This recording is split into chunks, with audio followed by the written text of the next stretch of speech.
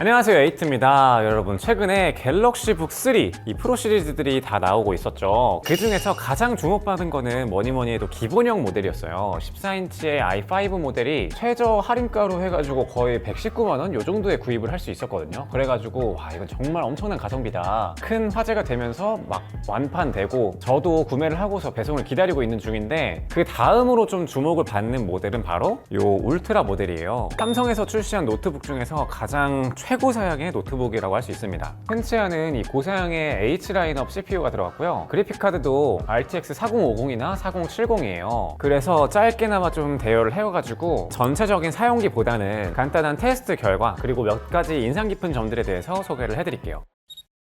먼저 첫 번째로 살펴볼 건 바로 디자인인데, 뭔가 최고 사양의 노트북처럼 보이진 않아요. 생긴 것만 봐서는 기존에 있던 요 갤럭시북 프로 시리즈 기본 룩이랑 거의 비슷합니다. 그나마 좀 다른 점은 이렇게 두께가 조금 더 두껍다, 요 정도? 참고로 이 무게는 약 1.79kg 정도 돼요. 지금 여기 보여지는 모델이 i9-13900H에 RTX 4070이 들어간 모델인데, 이 정도면은 거의 사실상 커스터머 노트북 중에서는 거의 최고 사양에 근접했다, 이렇게 생각하시면 됩니다. 거의 뭐 최고 사양 게이밍급이죠.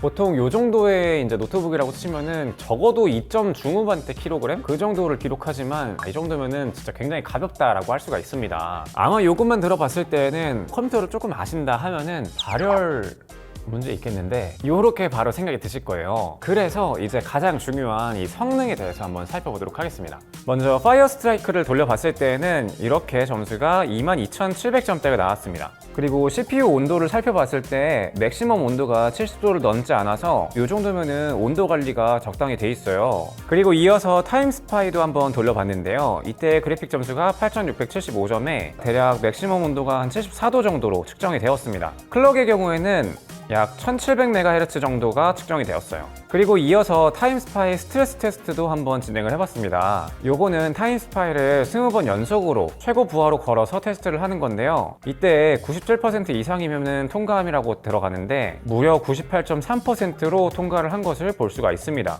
여기서 최고와 최저 루프의 프레임 속도 요거를 비교해봤을 때에도 거의 차이가 안 나는 거를 확인할 수가 있죠.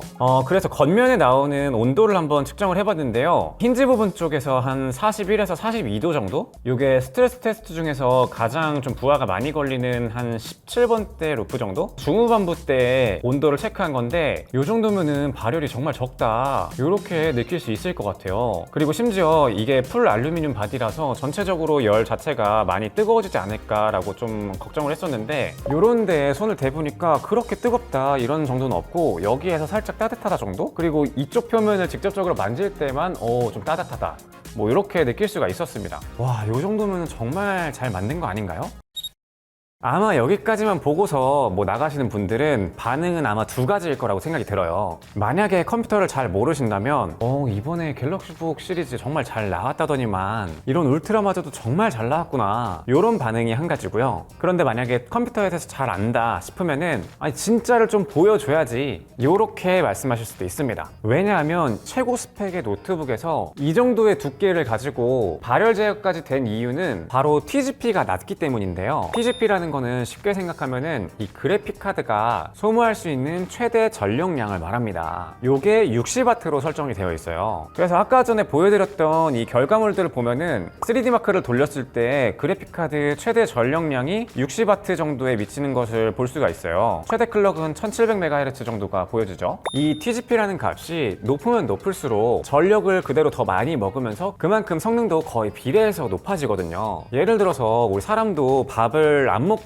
막 일을 하면은 제대로 힘을 못 쓰죠. 그리고 반대로 약간 운동을 하기 전에 탄수화물을 제대로 먹고 시작을 하면은 그날 약간 원RM이 조금 더 높아진다던가 운동이 조금 더 잘 된다던가 그런 경우가 있을 거예요. 검색을 해서 찾아보니까 RTX 4070 랩탑 버전의 경우에는 TGP 범위가 보통 35에서 115W 정도로 설정이 되어 있더라고요. 그런데 이번에 이 삼성 갤럭시북 울트라에 들어간 거는 TGP가 60W라고 했잖아요. 그러면은 한 중간 정도 되겠네 라고 생각을 할 수도 있는데, 이거는 제가 확인한 방법이 정확하지 않아 가지고 뭐 확실한 정보는 아니지만 아마 디폴트 값은 35W로 되어 있을 거라고 추측이 돼요. 그런데 RTX 30 시리즈랑 40 시리즈에는 기본 TGP에 다이나믹 부스트 25W가 추가되는 것으로 알려져 있거든요. 그래서 아마 이 4070이 가질 수 있는 값 중에서 가장 낮은 35W에다가 다이나믹 부스트 25W를 추가한 값으로 설계된 것 같습니다. 쉽게 말씀을 드리자면 RTX 4070 랩탑 버전으로 보여줄 수 있는 성능 중에서 가장 최저 전력값으로 설계했다고 생각이 들어요. 이렇게 전력량을 적게 먹기 때문에 당연히 발열량도 더 낮아지고 이 스펙 대비해서 이렇게 얇은 노트북으로 나올 수가 있는 거죠. 그만큼 대신에 기대했던 성능을 뽑아줄 수는 없는 거고요.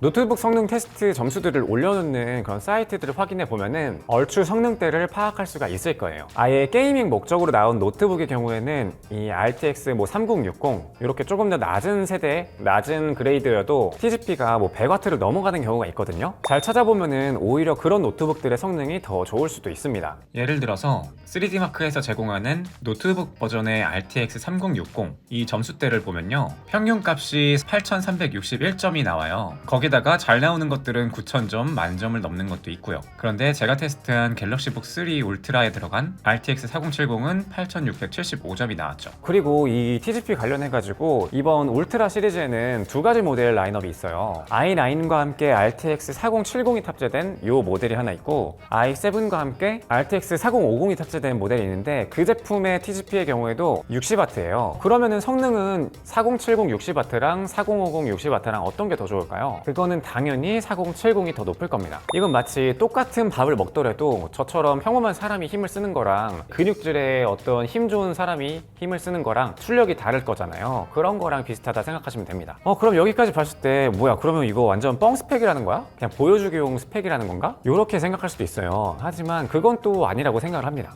오히려 특별한 용도에 있어서는 이번 울트라 시리즈의 목적과 부합하는 노트북을 찾기가 어려울 정도거든요. 예를 들어서 내가 완전히 이 데스크탑을 대체하는 용도로서 게이밍 노트북을 사겠다라고 한다면 울트라 사시면 안 됩니다. 하지만 내가 만약에 고성능의 작업용 노트북을 찾지만 반드시 휴대를 하고 다녀야 돼. 그렇다면은 그러한 목적에 부합하는 윈도우 노트북을 찾기도 어려울 거예요. 그럴 거면 맥북 사지? 맞습니다. 만약에 내가 맥 OS에 적응을 할 수가 있고 내가 작업을 하는 그 프로그램이 맥에서의 호환성 문제가 전혀 없다면, 윈도우라는 시스템이 전혀 필요가 없다면 맥을 사는 것도 저는 맞다고 생각을 합니다. 하지만 같은 목적으로 사용을 하는데 반드시 내가 윈도우 프로그램을 써야 된다. 그렇다고 한다면 굉장히 좋은 선택지가 나왔을 수도 있다는 생각이 들어요. 혹시나 작업용으로 사용하실 분들이 있을 수도 있을 것 같아서 영상 편집 툴 프리미어 프로의 벤치마크라고 할 수 있는 푸젯 벤치를 돌려본 점수를 보여드릴게요. 종합 점수가 1163점이 나왔는데 요거랑 비슷한 점수대를 살펴보니까 M1 울트라의 64기가 모델이랑 종합 점수가 비슷하더라고요.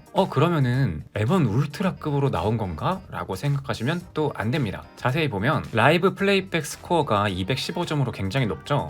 아마 요거는 프리미어 프로에서는 인텔 칩셋이 퀵싱크가 지원이 되기 때문에 프리뷰를 보는데 굉장히 큰 장점이 있어요. 그래서 해당 점수가 굉장히 높게 나와서 전체적인 점수가 높게 형성이 된 것으로 추측이 됩니다. 그거를 제외하고는 나머지 점수가 전부 다 거의 반토막에서 한 70%, 80% 요 정도 수준이죠. 그래서 절대 전체 점수만 보지 마시고 요 세분화된 점수들을 파악을 하면서 요 정도 수준이 됐구나 라고 생각하시면 될 것 같습니다. 완전히 최고사양의 게이밍용으로 데스크탑을 대체하는 그 데트북으로 사용하려는 분들은 이번 제품을 기대했을 텐데 좀 실망하셨을 테고, 완전 휴대용의 고성능 노트북, 윈도우 노트북을 찾는 분들, 이런 분들에게는 어쩌면 매력적인 선택지라고도 생각이 듭니다. 그래서 결론적으로 말씀을 드리자면은 이번에 좋게 나왔다고 하니까 그냥 한번 사보자, 이렇게 해서 사게 된다면 불필요한 지출이 될 수가 있어요. 왜냐면 더 잘 찾아보면은 비슷한 성능, 아니면 더 높은 TGP를 가지고 있는 그래픽 카드가 탑재된 더 높은 성능의 노트북들을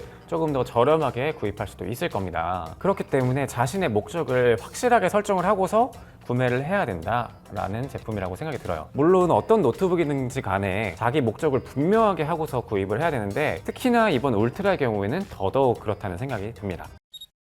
아무튼 이번 울트라 리뷰는 간단하게 이 성능 위주로, 그리고 여러분들이 특히나 이렇게 놓치면 안 되는 부분에 대해서 소개를 해드렸고요. 아직 배송이 좀 많이 남은 것 같은데 제가 구입한 갤럭시북 3 프로 기본 모델이 온다면 그거 리뷰해서 올리도록 하겠습니다. 자, 이번 영상은 여기까지고요. 다음엔 더 좋은 영상으로 찾아오도록 하겠습니다. 감사합니다.